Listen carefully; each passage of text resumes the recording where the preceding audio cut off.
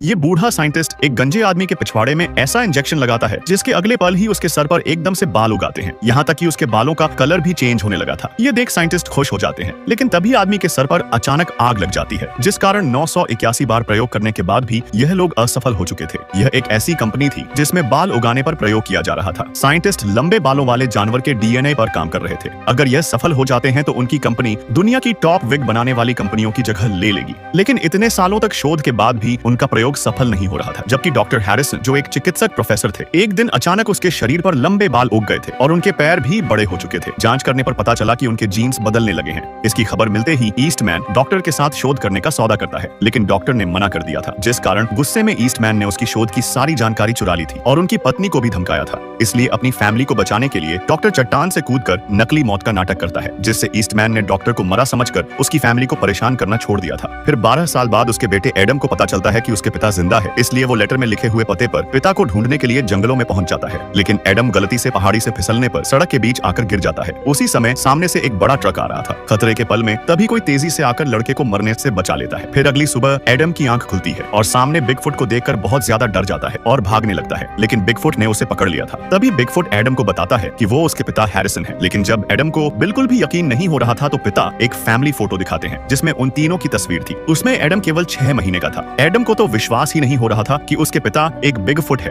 तभी पिता उसे अपनी पूरी कहानी बताते हैं कि वो तुम्हें और तुम्हारी माँ को छोड़कर क्यों चले गए थे। फिर सच्चाई जानकर एडम उन्हें माफ कर देता है।